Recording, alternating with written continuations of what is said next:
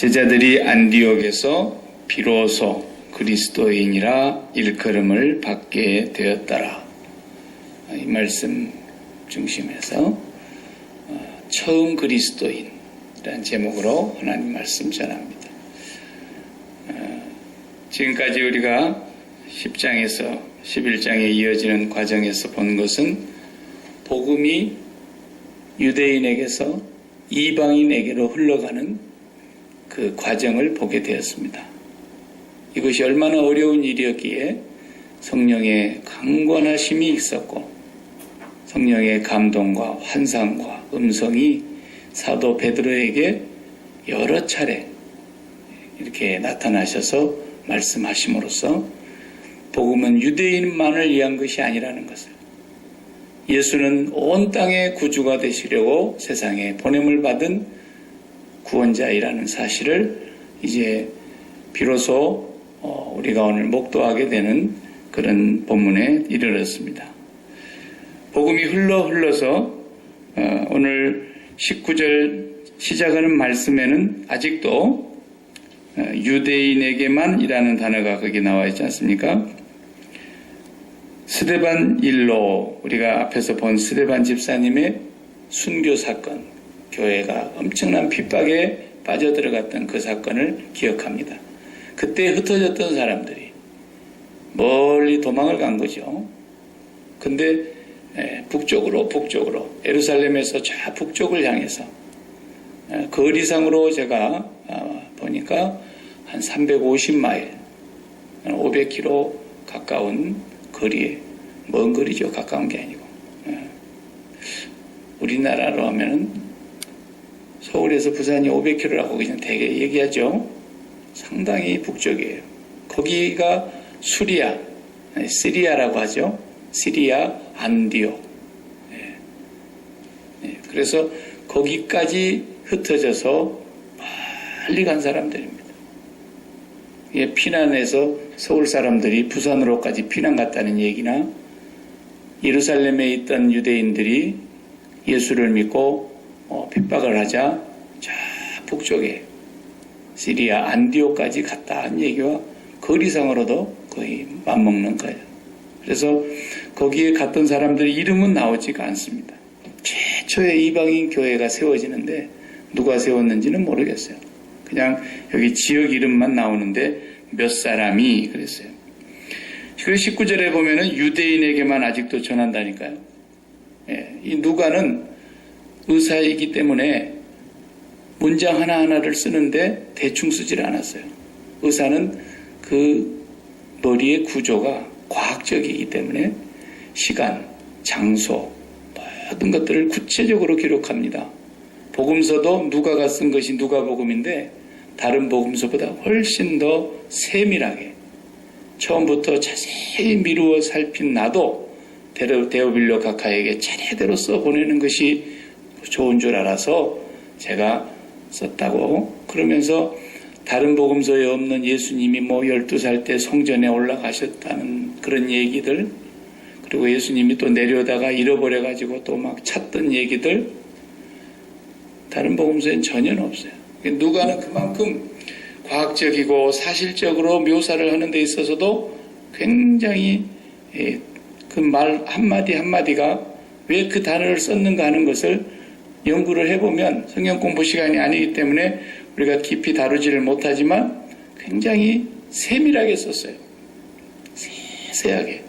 그런데 왜 교회를 처음으로 세운 사람의 이름이니까 이름을 좀 알면 좋지 않겠습니까? 그죠? 바울이 거기서 목회했고 또 바나바도 거기서 공동으로 사역했고, 그런데 그 교회를 누가 처음 했다는지 그냥 몇 사람이 이렇게 얘기해놨어요.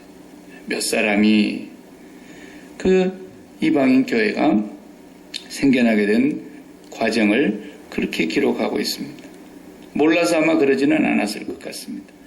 그런데 20절을 다 같이 다시 보시면 다 유대인에게만 전하고 있는데 그 중에 구브로, 바나바라고 하는 사람의 고향입니다. 구브로가 구레네 사람 몇 사람이 안디옥에 이르러 헬라인에게도 말하여 주 예수를 전파하니. 그랬어요.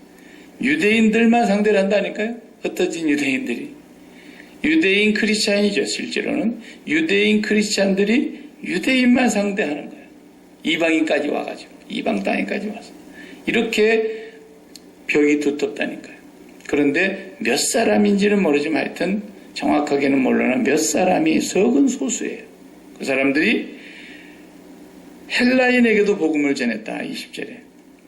그런데 유대인들이 많이 돌아온 게 아니고 21절에 어떻게 됩니까? 주의 손이 그들과 함께 하시며. 그 몇 사람이에요. 아주 무명의 몇 사람에게 주의 손이 함께 하시며. Great people이라고 영어 성경에 되어 있더라고요. Great number of people. 굉장히 많은 사람들. 이방인들이 그냥 수도 없이 예수를 믿고 돌아온다. 유대인들이 돌아오는 게 아니라 하나님의 지금 섭리예요. 이제 베드로가 여기까지 갔더라면 참 좋았을 텐데 베드로는 여기까지는 못 갔어요.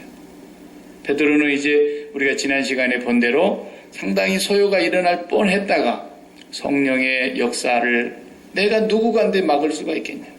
그래서 이방인의 집 고넬료의 집에 가서 복음을 전하고 그 온 집이 예수를 믿고 이방인이 구원 얻은 사건을 끝으로 이제 베드로의 사건은 성경에 큰 기록이 없습니다.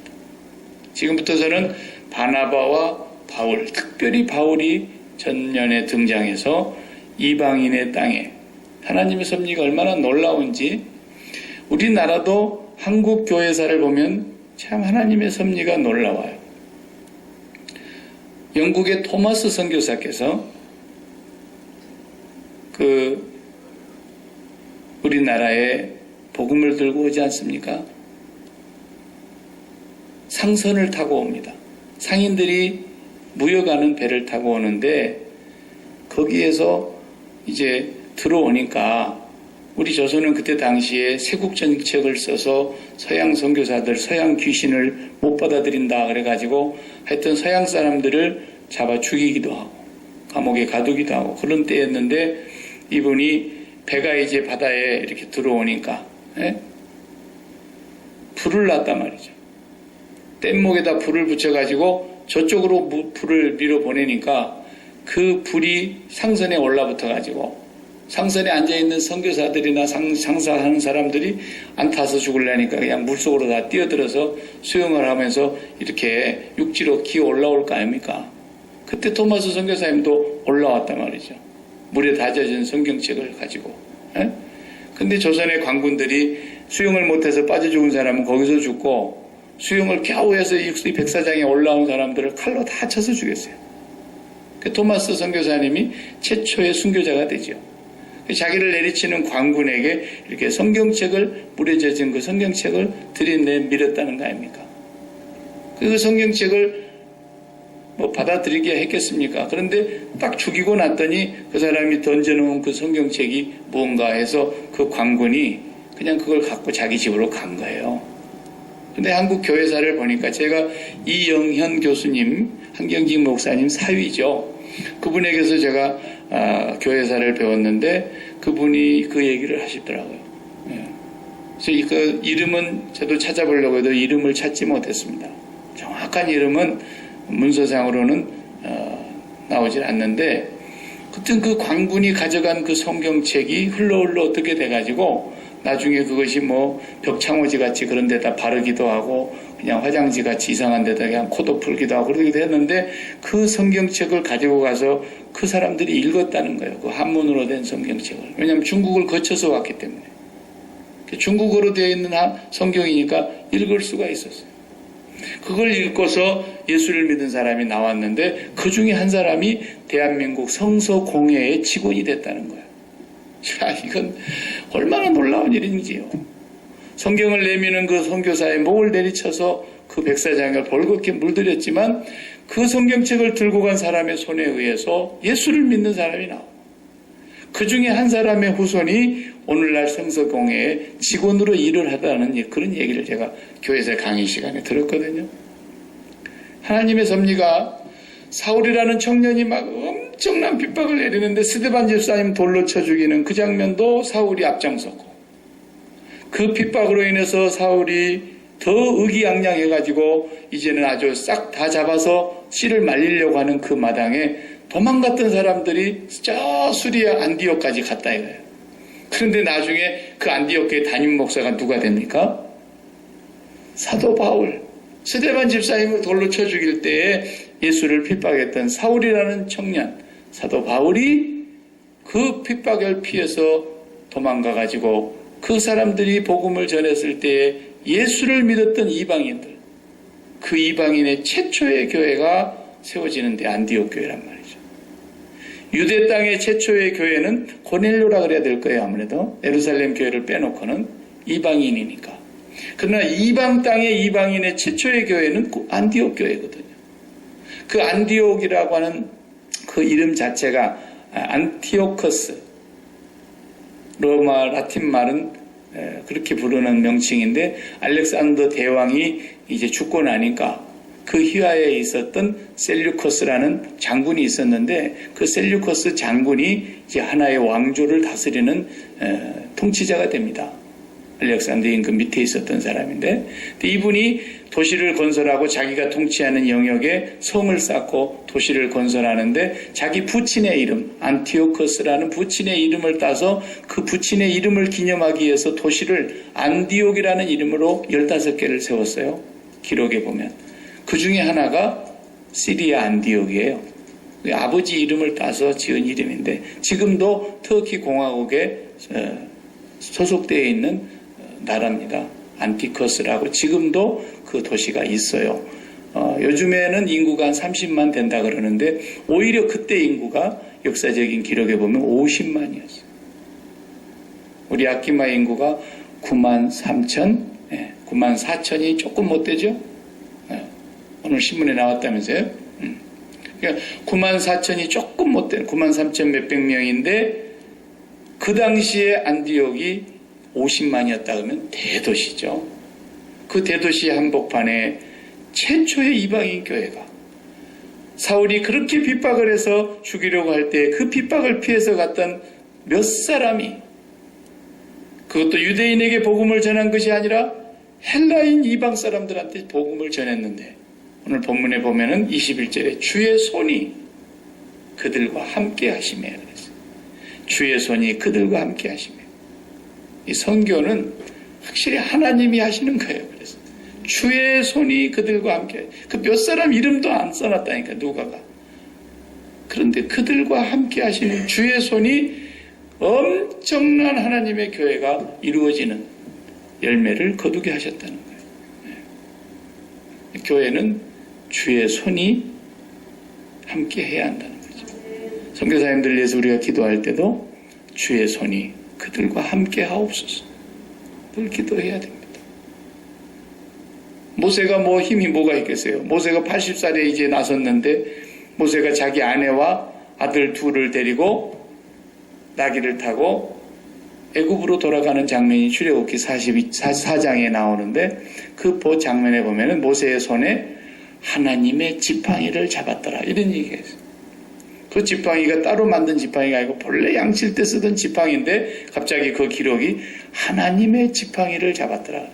그 말 무슨 말이에요? 모세의 손에 나무 지팡이가 들려있고 양을 치는 목동의 지팡이였지만, 이제 하나님이 보내서 가니까 그 모세의 손이 주의 손이 되더라는 거죠.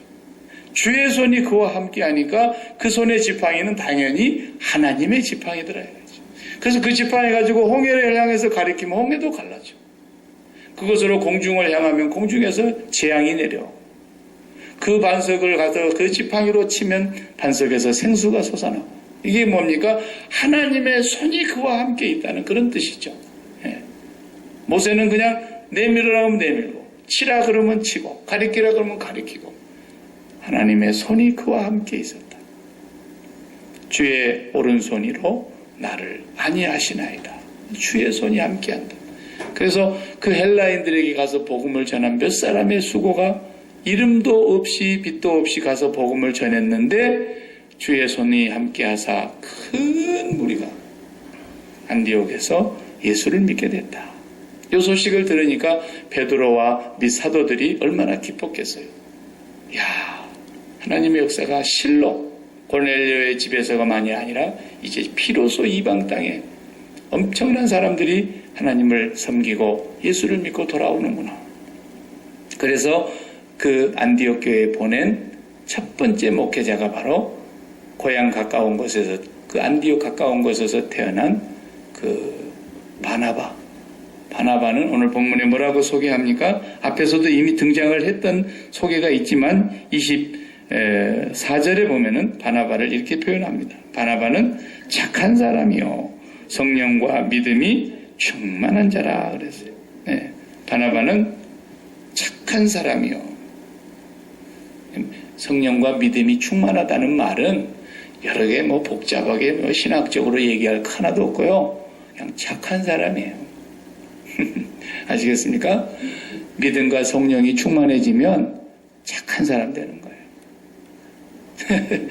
뭘 달리 얘기해요? 착한 사람이라니까요. 안 착하면 그건 성령 충만하고 전혀 거리가 먼 거예요. 그렇죠? 믿음이 있다. 물론 예수를 안 믿고 착하게 보이는 사람도 있을 수 있어요. 그러나 지금 예수 안에서 하는 얘기예요. 예수 믿는 사람이 성령 충만하다, 믿음이 있다, 착한 사람이다라는 뜻입니다. 그 고약한 사람, 성령 충만한 거 아니에요. 성질 더러운 사람, 그 성령 충만한 게 아니죠. 남을 심히 괴롭히는 사람, 그건 정말 아니에요. 믿음의 사람 아니라고요. 예수 믿는 사람들끼리 그냥 막 욕짓거리하고 싸우고 막 고소하고 막 이렇게 전부 성령과는 거리가 먼 사람이에요. 그냥 어떤 사람이 성령 충만한 사람입니까? 착한 사람입니다. 착한 사람입니다. 왜 괜히 착한 사람이라 그랬겠어요? 착한 사람이라니까요. 이 사람이 사도들에게 신임을 얻었으니까 이 착한 사람이 거기로 일대 목회자가 돼서 이제 보냄을 받습니다. 숫자가 너무 많으니까 혼자서 감당하기가 어려웠지 않겠습니까? 그런데 앞에서 우리가 9장에 한번 보세요. 9장 앞에 본 내용이지만 26절을 보시면 바나바가 어떤 일컬을 또 합니까? 26절을 보면은 사울이 예루살렘에 가서 제자들을 사귀고자 하나 다 두려워하여 그의 제자됨을 믿지 아니하니, 믿을 수가 없죠. 스데반 집사를 때려 죽일 때 앞장선 사람인데 그 사람이 다메섹에서 예수님을 만났다는 얘기를 해도 아무도 안 믿어요. 27절 다 같이 바나바가 데리고 사도들에게 가서 그가 길에서 어떻게 주를 본 것과 주께서 그에게 말씀하신 일과 다메섹에서 그가 어떻게 예수의 이름으로 담대히 말하던 것을 말하니라 그랬어요. 그래서 사울과 제자들이 연결되게 중재 역할을 했던 분이라고요. 이분이 도저히 안 되겠으니까 사도들이 어디로 보냅니까? 고향에 가서 계시라고. 그래서 다소에 가서 13년 동안 그냥 묻혀 있었어요. 우리가 앞에서 봤죠? 13년간 묻혀 있었어요. 조용히 묻혀. 아마 거기서 기도하고 성경 본인이 연구하고 예수님에 대해서 더 깊이 아는 그런 시간들을 보냈을 것은 우리가 추측해서로 알 수 있지만 어쨌든 활동하지 않고 13년 동안 고향에 있는 그 사람을 이 안디옥 교회 일대 목사님이신 바나바 목사님이 찾아갑니다. 상당히 멀리 떨어져 있는데 한 150마일이나 떨어져 있는 그 다소라는 곳으로 이 지금 바나바가 갑니다. 가서 그분에게 우리 교회 와서 좀 같이 일 좀 합시다. 그래가지고 최초로 공동사역이라고 하는 것이 또 여기서 이루어지는 것을 볼 수 있습니다. 공동사역이 사실 굉장히 어려운 거거든요. 왜냐하면은 목사님들 두 사람이 담임 목사라는 그런 제도 그런 걸 다 없애버리고 공동사역자다, 공동목회자다, 동사 목사다 이렇게 얘기를 하면서 하지만은 교인들이 가만히 안 있잖아요. 김 목사님 설교가 훨씬 더 은혜스럽고 자기들이 이렇게 속닥거리니까 교회 안에가 이상하다고요. 그게 굉장히 어려워요. 나는 밴쿠버에 와서도 교회 이렇게 연합해가지고 두 교회가 하나로 만들어가지고 그냥 우리 함께 합시다. 그래가지고 성공한 교회를 내가 하나도 못 봤어요. 제가 있는 동안에 한 5번 그런 일이 있었는데 다 깨지더라고요. 싸워서 깨지고. 그 교회에서 싸우다가 교회가 깨져가지고 교회가 없어져 버리니까 가만히 있으면 그냥 2개라도 있을 텐데 둘이 붙어갖고 아주 없어져 버렸어요. 그 교회 교인이 우리 교회로 찾아온 사람을 제가 한 사람을 돌봐준 적이 있는데 얼마나 어려운지 몰라요. 예. 그런데 여기 보세요. 아무도 그 사람을 이끌어서 안내해 준 사람이 없어요. 이게 상당히 어려운 얘기예요. 사도들이 사울을 다시는 챙기지를 못하는데 이 바나바가 고향에 가서 묻혀서 있는 그냥 초야에 묻혀서 조용히 지내고 있는 이 사울을 찾아가서 자기가 사역하고 있는 안디옥 교회로 모시고 오는 이 바나바의 성품 알겠잖아요. 착한 사람이에요. 진짜 믿음과 지혜와 성령이 충만한 사람이에요. 그래서 이 바울을 모셔다가 같이 사역을 하는데 나중에는 어떻게 됩니까? 이제 바울에게로 모든 주도권과 리더십이 다 옮겨가요. 바나바는 점점 이렇게 뒤에 그림자처럼 사라진다고요. 네. 그럼에도 바나바는 그런 것에 연연한 사람 같으면 가서 모시고 왔겠습니까? 안 하죠. 이 목회자가 같이 사역한다는 게 얼마나 어려운 일인지요. 착한 사람들 아니면 절대 못하는 거예요. 큰 교회의 부목사님들은 하여튼 처신을 잘해야 됩니다. 담임 목사님보다도 기도를 좀 세게 한다거나. 예?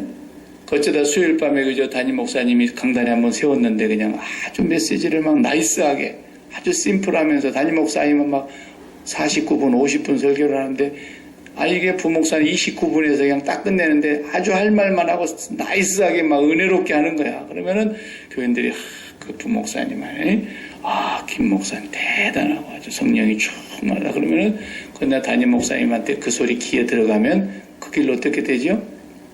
보따리 싸야 돼요. 난 그런 걸 너무너무 많이 봤어요. 예.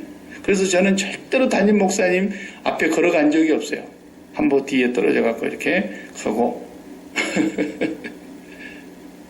웃자고 한 얘기 같지만요 사실이에요. 너무너무 그건 칼 같은 거예요. 근데 뭐 그게 꼭 나쁘다고 할 수는 없어요. 왜냐하면 교회가 질서가 있어야 되니까.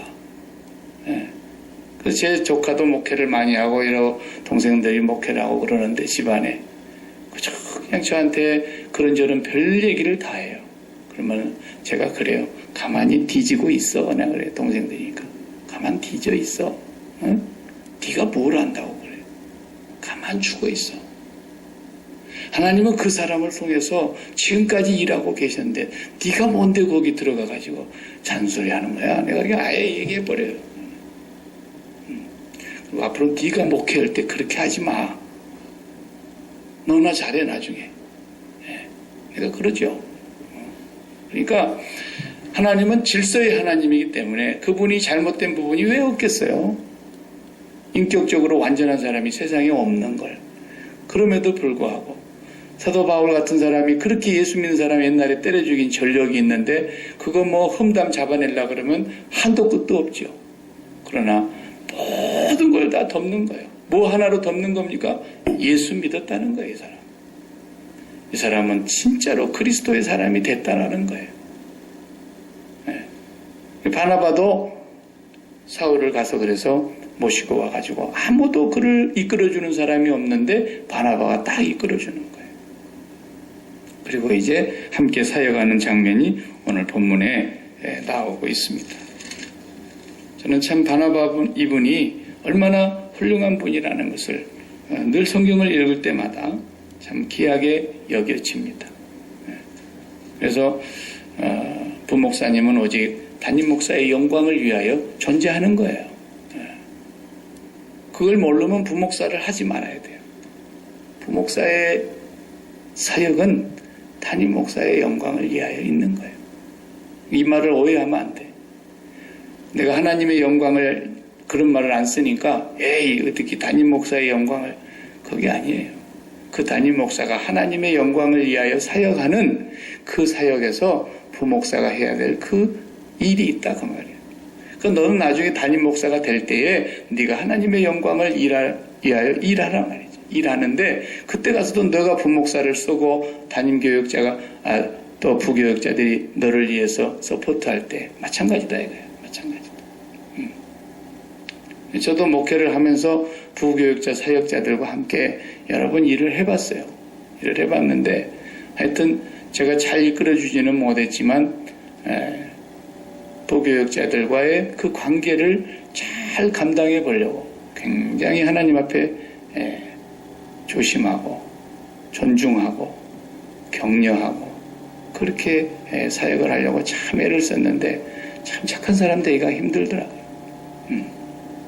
그 제가 밴쿠버에 있을 때에 이 전도사님 한 분이요 얼마나 기도를 세게 하는지 이 젊은 부부가 기도를 하면 천지가 진동하는 것 같아. 그러니까 어느 누구도 그 양반을 부교육자로 불러가질 않아. 너무 뛰어나니까. 근데 뭐 신학생이니까 이제 대학원 다니는 MDB 과정을 하니까 누가 어떻게 담임 목사도 할 수도 없고 어디 가서 이렇게 이 인턴 과정이나 해야 되는데 불러갔다 그러면 교인들이 그쪽으로 다 쏠려가는 거예요.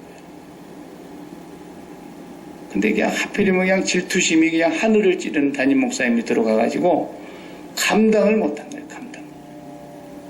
교회가 막 난리가 났어. 근데 어느 날 우리 교회 지금 학생부 이 전도사님을 구한다고 광고를 냈는데 연락이 왔어요. 소개를 받았어요. 그래서 한번 오라 그랬더니 정말 신실해요. 네, 거짓말 하나도 안 해요. 이 강단에서 저보다 훨씬 나아요. 그런데 청소년 사역을 맡겨놨더니 얼마나 열정적으로 하는지요. 아이들이 막 다 뒤집어지는 거예요. 뒤집어지는 거예요. 청소년들이. 그런데 그 친구가 지금 2년 전에 제가 총회할 때 워싱턴 DC 가니까 우리 교회하고 이름이 똑같아요. 워싱턴 한인장로교회. 워싱턴에서 제일 크지요. 규모가 작년부가 한 4,000명 정도 모이는데 거기 가니까 있어. 총회하는 장소에 와서 인사하러 온다고 와서 거기서 만났어요. 얼마나 반갑던지. 지금도 그렇게 겸손하게 얼마나 사역을 열심히 하는지. 이번 청소년 강사로 오는데 글이 보냈으면 좋겠다 내 생각을 했었는데 이거 너무 먼 데다가 왜 그렇게 또 비용은 비싸 150불씩이나 내라고. 이번에는 좀 가까운 데로 우리 아이들을 보내기로 당해서 결정을 했는데 참 이 부교육자 사역하는 것이 굉장히 어렵습니다. 저도 부교육자 사역을 해봤지만 굉장히 어려운 거예요. 나는 이 바나바가 너무너무 훌륭한 사람으로 보여요. 성령의 사람이 아니고서는 그렇게 할 수가 없어요. 그리고 자기는 이름이 그대로 성경에서 지워져 버려요. 사도행전에서. 그냥 없애버려요. 이것은 누구만 할 수 있는 거냐? 목회가 철저하게 하나님의 종으로서 청직이라고 하는 자세를 갖지 않으면 못하는 거예요. 청직이. 그러니까 이번에 저희 집에 이렇게 방문해 주신 집사님, 권사님과 제가 상당히 좋은 시간들을 같이 가졌는데 그때 그때 시절에 제가 31살에 거기를 들어갔으니까 굉장히 어렸을 때가 거 아닙니까? 근데 그때 그 지역에서 목회하면서 있었던 많은 에피소드들을 함께 나누면서 이런저런 얘기하는데요. 참 귀한 일들이 많았어요.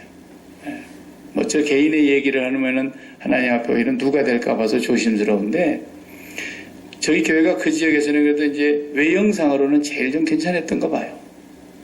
규모로 보나 모든 면에서. 그런데 재미난 것은 아파트가 동시에 5,000세대가 입주를 하는데 말이죠. 5,000세대가 입주를 하면 굉장한 거 아닙니까? 한 2만 명이 그냥 한 집에 4식구씩만 해도 2만 명이 막 한 도시에 밀려 들어오는데 엄청난 거예요. 그런데 그 아파트 5,000세대 한 가운데 옛날에 그 땅이 산이었어요. 제가 갈 때에는 산이 그대로 있었는데 아파트를 지으면서 싹 밀어버리더라고요. 근데 그 산 안에가 기도원이 하나 들어있었어요. 서울 영락교에서 장로로 임직을 받으신 분인데 함경진 목사님과 함께 시작했던 분들이에요. 근데 이분들이 기도를 많이 했는지 어쨌는지 뭔가 불을 받았는지 해가지고 거기 와서 기도원을 하나 차렸는데 그 기도원이 조금 이상한 얘기들을 많이 하니까 사람들이 다 이단이라고 가지를 안 했던 거예요. 그리고 그냥 이단 소리를 듣고 있는 거예요. 그 안에서. 근데 그 기도원을 불도저로 다 밀고 거기다가 이제 아파트를 짓는데 원주인이 그 장로님, 원장님이시니까 그 땅을 팔아야 될 거 아니겠습니까? 그냥 안 팔았어요. 거의 다 주고 한가운데 한 10,000평을 여기는 하나님의 것이니까 우리는 여기다 앞으로 예배당을 짓고 복음을 전해야 되니까 못 판다고 한가운데를 그냥 자기가 끝까지 지키고 나머지 산은 다 팔았어요. 그러다 보니까 자연히 아파트가 빙 둘러서 5,000세대 한가운데 당신이 예배당을 한 800평 되는 예배당을 지었단 말이에요. 엄청나게 큰 걸 지은 거예요. 한가운데다 지어놨으니 앞으로 이게 5,000세대에 2만 명 인구가 몰려 들어오면 그게 얼마나 그게 선교가 잘 되겠어요. 근데 모든 사람들이 다 그걸 이단이라 그러니까 이단이라 그래야지 그 교회를 안 갈 거 아닙니까? 그리고 우리 교회로 올 거 아닙니까? 그죠? 그 이단이라고 계속 그래야만이 되는 거예요. 그래야 사람들이 이제 새로 입주하는 그 아파트 안에 안 갈 텐데 그때 많은 목사님들이 이제 2만 명이라는 이 인구가 돌아온 것뿐만 아니라 앞으로 더 큰 도시 10만, 20만, 30만 이런 도시 계획 발표가 나니까 거기에 개척하는 교회들이 상가 2층에 순식간에 10몇 개가 됐어요. 그런데 그 교회 가운데 있는 그 교회의 장로님, 사이도 장로님이세요. 영락교회 장로님. 제가 좀 아는 분인데 장로님을 하루는 불러다 놓고 모시고 그랬어요. 대영락교회. 대한민국에서 영락교회 그러면 모르는 사람이 없는데 대영락교회 장로님이 장인어른도 영락교회 장로님, 당신도 영락교회 장로님, 장모님도 영락교회 권사님. 그래놓고 와서 이단 소리를 듣고 있으니 이게 자존심이 허락질 않는다. 그러니까 이번 기회에 싹 다 없애버리고 우리 교단으로 들어오십시오.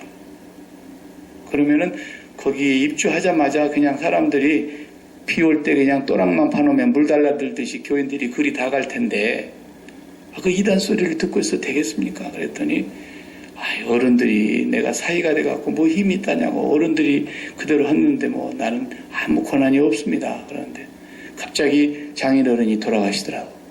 하나님이 싹 불러가시고 장애물이 되니까 이제 하나님이 이제 장인어른이 살 만큼 사셨으니까 데려가시고 그 다음에 이제 그 장모님이 남아 계시는데 어느 날 장모님의 마음이 딱 바뀌었어요.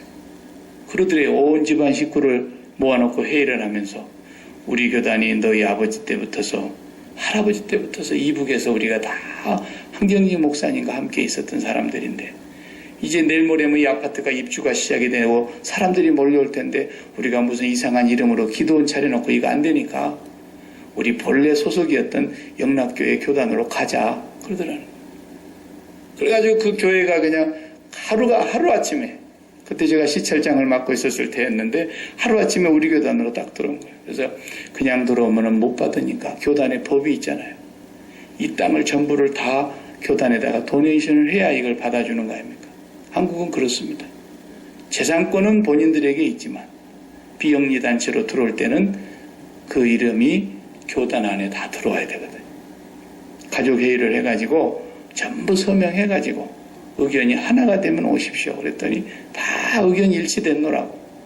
그래가지고 서명해서 사인해가지고 가져왔어요. 그래가지고 교회를 문을 열어놨더니 웬걸 정말 비 오는 날 또랑을 파놓으면 물이 달라드는 것처럼 전도할 필요가 없잖아요. 5,000세대가 이렇게 담장처럼 싸고 있는데 한가운데 예배당이 그렇게 잘 지어졌는데 먼 교회에 갈 길은 뭐가 있겠어요. 우리 교회도 한 명도 안 와. 그런데 글이 막 다 달라드는 거예요. 벌써 지금 1,000명이 넘었다는 얘기를 제가 들었어요. 이번에 얘기 들어보니까. 근데 그 주변에 있는 15개 교회 정도로 이 개척에는 교회들은 어떡하란 말이에요, 이제. 사람이 안 와. 네. 문 열고 간판 달아놨는데. 그래가지고 막 모이면 싸워. 어제 우리 교회 전도해놨는데 그 교인이 또 저쪽 교회 가버리고. 또 어제 신방 갖고 그 교회 우리 교회 만들려고 그냥 화장지 한 봉지 사갖고 이사한 집 가서 애를 쓰고 그냥 설득해갖고 이쪽에 요리 돌아오면 이쪽 두 번째 골목에 우리 교회에 있다고 그냥 가르쳐줬는데 또 저리 가버리고. 그러니까 그 가운데 교회가 거의 다 많이 이제 성도들이 갔지요. 그래서 목사님들도 참 다루기가 어렵더라고요. 연합회에서 모이기만 하면 싸워. 그래서 내가 하루는 너무 속이 상해서 우리 전부 다 주님의 모습들인데 주님을 이렇게 하면 끝나는 거 아닙니까? 모습이 그냥 주님을 이렇게 하면 끝나는 거지. 그것이 뭐 이쪽 집이 잘 되면 마귀가 좋아하고 저쪽 집이 잘 되면 성령님이 좋아하고 그런 거 아니지 않습니까? 우리가 다 잘 되면 어떻게든지 하나님이 기뻐하시는 거니까 어떻게 우리들끼리 이렇게 서로 그냥 아웅다웅해도 되겠습니까? 그랬어요. 오늘 이 본문을 보면서 바나바가 사울을 모시고 와가지고 사울이 거의 담임 목사의 역할을 하면서 바울이 되어 나중에 이방인 선교의 1차, 2차, 3차 그리고 마지막 4차의 로마까지 이렇게 복음이 전파되어 가는 그 과정 속에서 사울이라는 이 청년이 바울되어 이방인 선교의 최선두 주자가 되는 이 모든 과정은 누가 만든 거냐? 주의 손이 함께 하신 그 교회에 바나바 같은 일꾼이 있었으니까, 착한 사람이 있었으니까 그런 거예요. 믿음과 지혜와 성령이 충만한 사람이 있었으니. 그래서 이렇게 하나님이 그 교회를 통해서 오늘 우리 나 한 사람까지 복음을 듣게 한 것입니다. 안디옥 교회 없었어 봐요. 오늘 우리에게 복음이 있었겠는가? 절대로 없어요. 안디옥 교회가, 그 다음에 유럽의 교회가, 그리고 이 아메리카 대륙의 교회가, 그리고 이 아시아 대륙으로 향해서 선교사들의 발걸음을 하나님이 인도하셔서 이방인으로 태어난 우리가 복음을 받게 된 거 아닙니까? 우리도 몇 사람 안 되지만 우리가 주의 손이 함께 하시는 그곳에, 주의 손은 어디에 함께 하십니까? 이방인을 향한 선교예요. 하나님의 백성 외에는 다 이방인입니다. 예수 그리스도를 알지 못하는 수많은 이방인들을 향하여 복음을 들고 나아가는 모든 곳에 주의 손이 함께 하십니다. 그렇게 하면 그것을 통해서 하나님의 영광이 크게 나타나는 거예요. 바울과 바나바가 가서 목회를 했는데 거기만 한번 보겠어요. 뭐라고 목회를 했느냐? 다 같이 읽겠어요.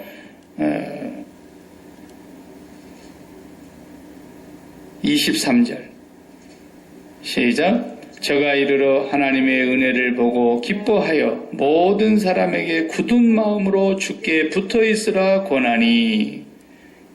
이거예요. 이거. 가장 중요한 게 이거예요. 하나님의 은혜를 가서 보았습니다. 엄청난 이방인들이 돌아온 그 모습을 보면서 기쁨이 충만했습니다. 그 돌아온 모든 사람들에게 뭐라고 권면했다고요? 굳은 마음으로 주께 붙어있으라. 이 말을 오늘 본문에서 제일 강조하고 있습니다. 굳은 마음으로 주님께 붙어있으라. 마음이 굳건하게 주님께 꽉 붙어있으십시오. 그랬어요. 주님과 하나가 되십시오. 주님께만 붙어 있으십시오. 요게 신앙의 전부라는 걸 지금 얘기하는 겁니다. 네. 뭐 성경 공부도 하고 제자 훈련도 하고 뭐 사역자반도 하고 뭐 성경 대학도 하고 막 성경 대학원도 하고 이제는 성경 뭘 해야 될지 모르겠어요. 교회가 그냥 대학교가 됐어 어느 날. 그저 학교를 못 나와가지고 한이 맺힌 사람들이 많아가지고 성경대학 끝나면 또 학사모까지 씌워줘 막. 대학 못 갔으니까 이거라도 그냥 대학 흉내라도 한번 내보자 그래가지고. 제가 목회를 그렇게 많이 해본 사람은 아니지만 안 해본 거 없이 그래도 다 해봤습니다. 근데 결론은 오늘 본문에 이겁니다. 성경대학을 졸업을 했건 못했건 제자훈련을 받았든 못 받았든 사역자 훈련을 했든 못했든 예수 믿는 건 뭐냐? 주님께 꽉 붙어 있는 거예요. 그거 외에는 아무것도 없어요. 지난주에 우리가 계시록 공부했지 않습니까? 그 오래전에 제가 참 봤던 영화인데 말론 브란드 나오지. 말론 브란드가 주인공으로 나오는 영화 대부. 네? 대부.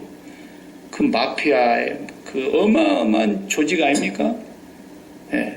실화입니다, 실화. 그 대부가. 영화로 했지만. 근데 말론 브랜드가 이제 대부가 탁 남아가지고 하도 그 장면이 인상 깊으니까 그것만 남았어. 하나도 다른 건 안 남아있는데. 모든 조직의 계보의 대부들을 다 모았어. 그리고 왕초 대부 말론 브랜드가 탁 써갖고 있는데 한 사람이 얼굴이 썩었어.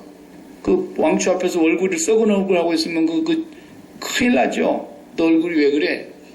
그러는 거야. 그러니까 이 친구가 그냥 벌벌벌벌 떨면서는 말이 내가 꼭 영화에 출연하고 싶은데 우리 영화사 사장이 나를 잘랐다고. 그 양반이 이제 배우인 거야, 배우. 평상시에 직업은 배우인데 마피아 조직에 있다니까요. 근데 내가 이 영화에 꼭 출연하고 싶은데 우리 영화사 사장이 나를 캐스팅을 안 해가고 잘라봤단 말이에요. 그 얼굴이 그냥 화가 나가지고 성질이 나서 그냥 죽은 얼굴 하고 있으니까 그 대부가 보고서는 그 얘기를 듣고서는 그러고는 영화 장면이 쫙 바뀌는 거예요. 그냥 진행이 안 되고 영화 장면이 딱 바뀌는데 뭐가 나오느냐? 그 영화사 사장님 침대가 딱 나오는데 캄캄밤에 침대에 깜짝 놀라서 눈을 떠갖고 보니까 자기가 평소에 그렇게 사랑하는 말 에마의 목이 뚝 잘려갖고 피가 철철철 흐르는 그 말대가리가 침대 옆에 나란히 누워있는 거야. 영화사 사장님이 기겁을 하고 일어나서 그냥 혼비백산하는 거야. 아니 내가 잠들어 있는 사이에 누가 문을 따고 들어와서 내가 가장 사랑하는 말의 목을 딱 잘라가지고 내 침대에 나란히 눕혀놔. 그 정도라 그러면 나가 지금 여기서 살아있는 게 기적 아닙니까? 그래갖고 그 사람 바로 캐스팅 하잖아요. 예수 믿는다는 게 그런 거라는 거예요. 예수 믿는다는 게. 지난주 계시록의 6장에 나왔지 않습니까? 이 세상에서 제일 힘 있는 사람이 누군지 아세요? 최고 무서운 사람. 그런 말론 브랜드 같이 대부를 자기의 대부로 등에 업고 사는 사람? 벌써 죽어서 땅밥 된 지 오래됐어요. 호랑이 사자? 천만의 말씀이라니까요. 죽임을 당하신 어린 양이 힘과 부와 지혜와 권능과 이음과 찬양을 받으시기에 합당하도다. 이게 새 노래예요. 이게 그 어린 양 중에서도 어린 양, 죽임을 당한 어린 양이 천국에서 보니까 만만천천에 셀 수 없는 사람들이 24장로와 네 생물이 보좌 앞에 서 있는 그 어린 양께 모든 힘과 모든 부와 모든 부귀와 모든 영광과 모든 존귀와 모든 위엄과 찬양과 경배를 그분에게 드리더라는 거예요. 이게 새 노래라니까요. 그분이 최고 강하더라는 거예요. 그분과 함께하고 있는 어린 양들이 세상에서 제일 무서운 사람들이에요. 말론 브랜디의 그 배우 하나를 우습게 알고 영화사 사장이 잘랐는데 밤중에 잠들어 있는 사이에 말대가리가 옆에 와요. 너 조심해. 그 말 아니에요? 죽임당하신 어린 양 예수 그리스도와 함께 굳게 붙어 있기만 하면 우리가 아무것도 아닌 것 같아도 조심해. 그러니까요. 그분이 최고의 영광을 받고 있더라는 거야. 새 노래를 부르는 그 장면을 보니까 그분이 최고의 부와 영광과 존귀와 위엄이 그분에게 있더라는 거예요. 그렇게 크신 분이더라는 거예요. 온 천지를 창조하신 분이요 그분이 없이는 지음받은 것이 하나도 없는 창조주 어린 양 예수 그리스도, 그분에게 우리가 붙어있기만 하면 신앙생활은 끝나는 거예요. 누가 그를 건드려요? 그러니까 지금도 저는 성지순례 아직 못 가봤습니다만 그 안디옥에 동굴교회가 지금도 보존되어 있다 그러잖아요. 그때 물론 사도 바울이 거기를 들락거렸는지 그건 알 수 없지만 그 초대교회 성도들이 지켰던 그 신앙 지킨 교회 그대로 동굴교회인데 문이 저같이 얄팍한 사람들이나 거기 출석할 수 있지 조금 굵은 사람은 못 들어가는 그런 문이라는 거예요. 왜 그렇게 지었느냐? 그 안으로 들어가면 이제 한 10평 남짓 된다 그래요, 공간이. 그 안에서 예배를 드리는데 누가 잡으러 왔다 그러면은 거기서 문을 돌로 끼워 막기만 하면 저쪽 뒤로 빠져나갈 수 있는 시간을 벌기 때문에 문을 아주 작게 해가지고 밖에서 한 사람이 처병처럼 보초를 쓰고 누가 잡으러 오면 얼른 들어가서 안에서 돌문을 걸어 잠그고 뒤쪽으로 빠져나갈 수 있도록 하기 위해서. 바나바는 구브로에서 순교를 당한 사람입니다. 자기 고향에서. 그리고 바나바가 이 안디옥 교회의 목회자가 되고 그 다음에 목회자가 유명한 그 초대교회 교부 안티옥 이름이 지금 생각이 안 나는데 두 번째 목회자 2대 목회자도 맹수의 밥이 돼서 죽었습니다. 네, 맹수의 밥이 돼서 안디옥 교회 2대 목사님이 그러니까 바울과 바나바가 떠난 뒤에죠. 선교사로 떠난 뒤에 그렇게 많은 사람들이 죽었어요. 그런데도 죽음이 이기지를 못하는 거예요. 죽임당하신 어린 양 모든 부와 건세와 영광이 그분에게 돌아가고 있는 그 새 노래를 부르는 그 하나님의 나라의 참 모습을 그들은 보면서 날마다 그 죽임당하신 어린 양과 함께 붙어 있었다니까요. 그 사람이 제일 강한 사람이에요. 아무도 못 이겨. 죽음도 못 이기면 끝난 거죠. 뭐. 죽음이 못 이기는데 그 사람보다 힘센 사람이 누가 있어요? 아무도 없죠. 짐승이 잡아 죽여도 가려 죽어도 불에 태워 죽여도 십자가에 못을 박아 죽여도 톱으로 켜서 죽여도 죽는 건 매 한 가지지만 아무도 그들을 이기지 못했어요. 왜? 죽임당하신 어린 양 부활하여 승천하여 보좌 위에 계신 그 어린 양과 하나가 되어 있기 때문에 이 사람들을 보고 비로소 그리스도인이라 이러더라는 거예요. 아시겠어요? 초대 그리스도인들이 그렇게 해서 처음으로 크리스티아노스 기독교인이라는 말이 나온 거예요. 최초로. 그건 교회 다닌 사람들이 자기들이 붙인 이름이 아니에요. 안디옥의 다른 세상의 사람들이 안디옥 사람들이 도시의 사람들이 저들은 그리스도인들이다. 그 말이 무슨 뜻이라고요? 그리스도에게 붙어있는 사람들이라는 뜻이에요. 그리스도에게 속해 있는 사람들이라는 뜻이에요. 아무도 그들을 당해낼 자가 없고 죽음도 그들을 이기지 못하더라는 거예요. 세상이 감당을 못하는 사람들이에요. 이것이 오늘 처음 이방 땅에 세워진 안디옥 교회의 그리스도인이라고 불리웠던 사람들이에요. 우리가 약기마에 살고 있으면서 우리 교인들이 아니면 다른 여타의 나머지 세 교인들이 저 사람들은 그리스도인이다 이렇게 말해주는 것은 그건 별 의미가 없다는 거예요. 약기마에 사는 사람들 중에 나를 아는 사람들이 우리를 아는 사람들이 한인들을 바라다보고 예수를 믿는 사람들을 보고 저 사람들 진짜 그리스도인이다 이렇게 말했다라는 거예요. 이렇게 안디옥에서 최초로. 아시겠어요? 그러니까 그때 얼마나 많은 사람들이 죽었느냐, 얼마나 많은 사람들이 그 당시에 순교를 당했느냐, 뭐 통계가 나와 있지 않으니까 모르지만 그렇게 철저하게 그리스도에게 붙어 있었다. 바나바가 가서 다른 얘기하는 거 아니에요. 예수님께 꽉 붙어 있으십시오. 그런 거예요. 여러분 집에 있거나 가정에 있거나 사업장에 있거나 여러분의 모든 마음이 돈이 너무 안 벌려서 성질날 때에도 그리스도께 마음이 붙어 있어야 되고, 돈이 너무 많이 불러서 그냥 주체할 수 없이 돈이 들어오고 그래도 마음이 그것 때문에 기뻐갖고 막 입이 기띠에 걸려갖고 다니고 그러면 그건 그리스도인이 아니에요. 돈이 너무 많이 벌려도 그것 때문에 기쁜 게 아니라 그리스도 때문에 기쁜 거예요.